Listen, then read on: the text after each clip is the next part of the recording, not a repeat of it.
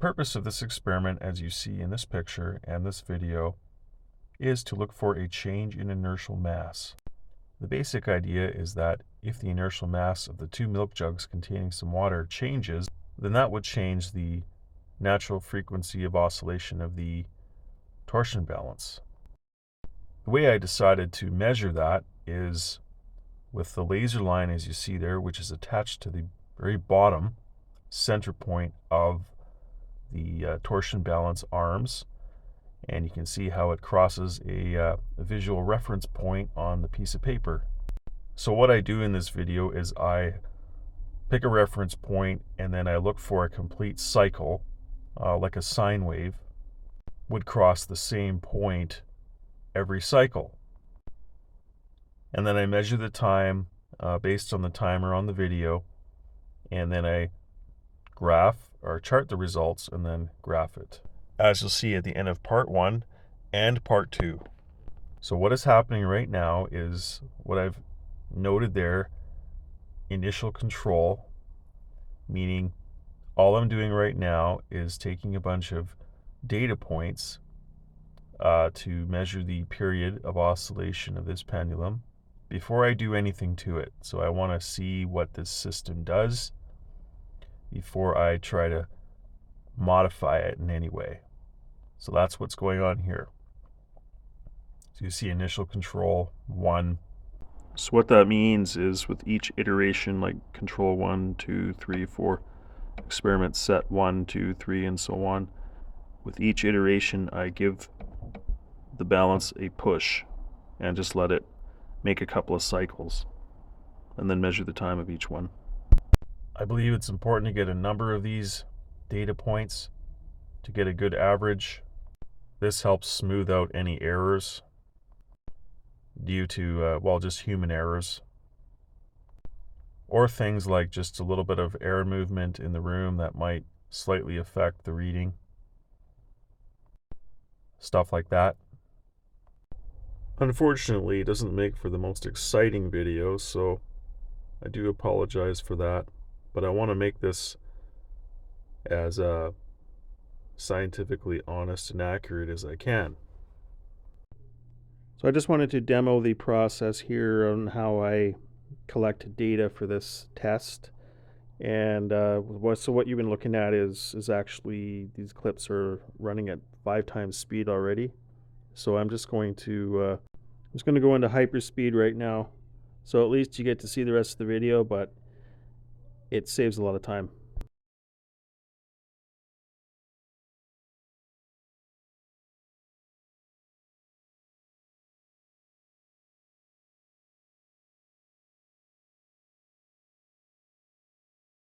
So the control part of this experiment is completed, and now I am beginning the actual experiment, which means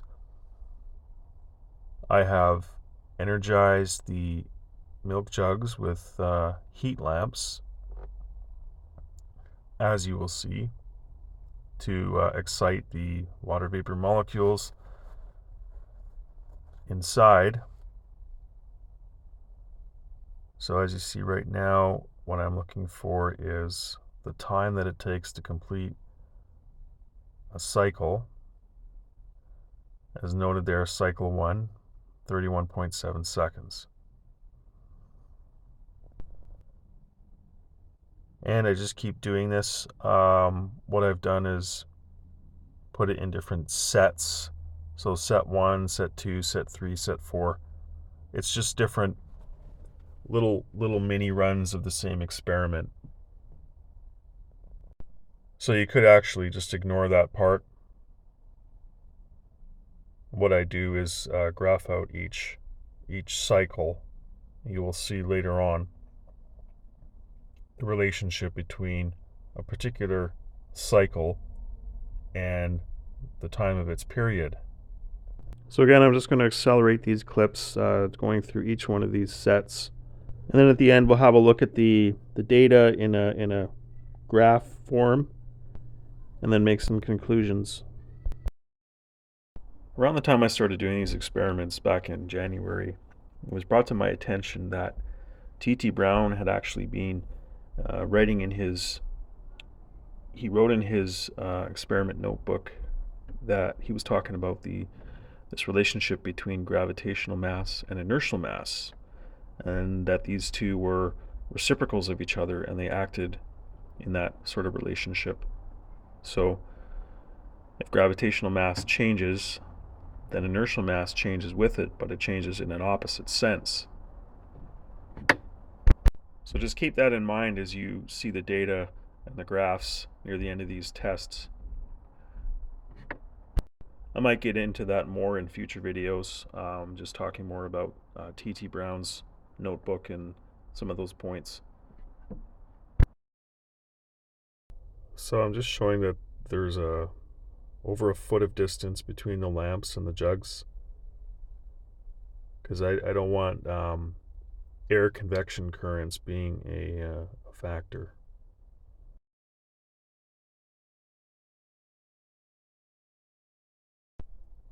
For those of you that are really observant, you'll notice as the line starts moving more and more to the right of the screen, what that means is that over to the left, the one jug is moving closer and closer to the lamp, like it's being attracted to the lamp. Again, just for the sake of time, I've increased the speed of this portion here.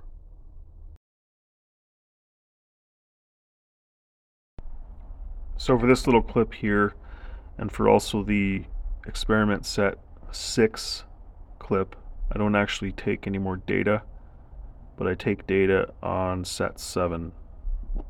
Here I was just playing around with the behavior aspect of it. If you look at how it moves so erratically,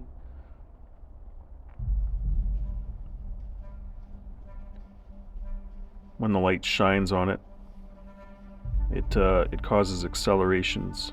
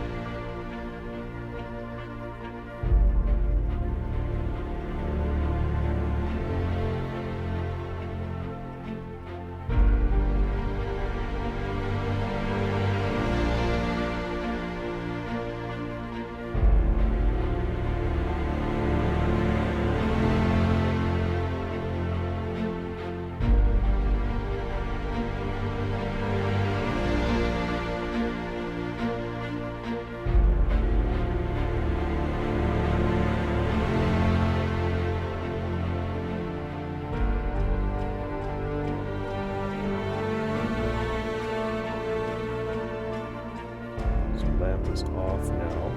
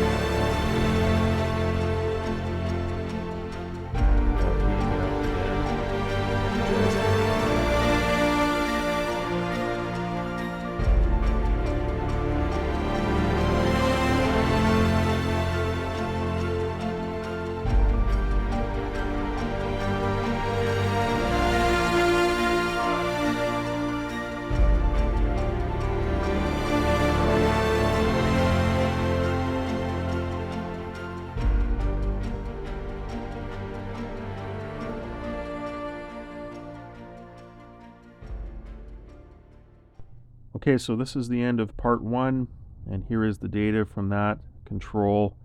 Data on the top left there and experiment data on the bottom left.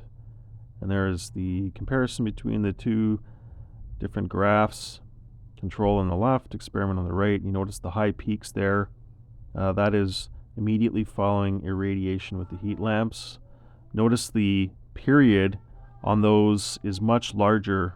So it appears that the inertial mass actually increases, which is interesting because I've shown in previous videos that when I do the same thing with the milk jugs on a balance, they lose weight. So they appear to be losing gravitational mass, or it appears to be anti-gravitational. But in this case, it's showing an increase in inertial mass. In part 2 of this video, I repeat a similar experiment, although I make a couple of changes. Although the data here gives a much more visible representation of this effect.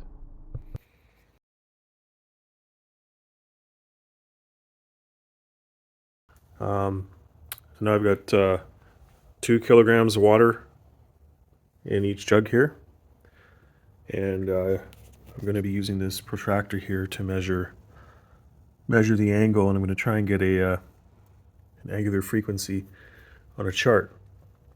And this little camera here will be looking at that. So what I'm going to do is just going to gently stimulate motion here.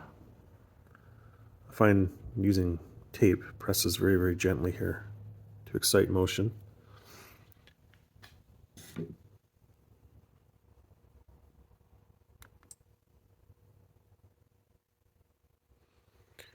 So I'm going to measure that in right now at equilibrium. It's thermal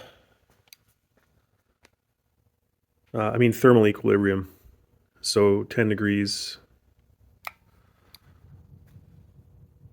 So the background here is about the same. Background temperature is about 12 degrees. I'll let this run maybe 3 oscillations to get a sense of what its current frequency is. And then what I'm going to do is shine these lights on the jugs and slightly warm the water and energize the water vapor inside there. And then I'll turn the lights off and then excite the pendulum again and measure the angular frequency here. Let's see if there's a difference.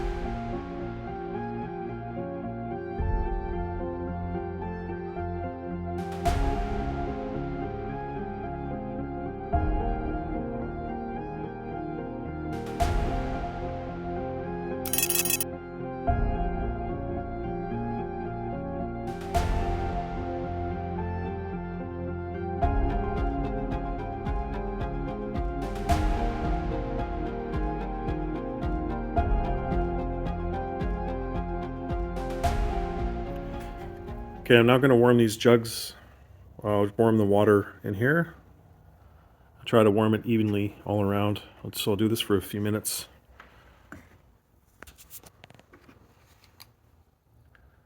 So about 11 degrees right now.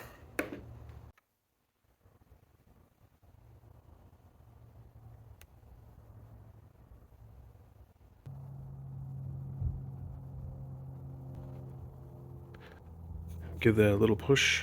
If I use my finger, it makes it wobble around too much.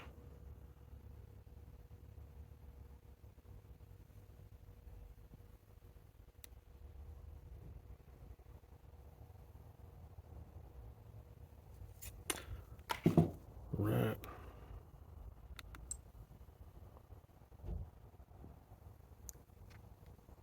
Starting now.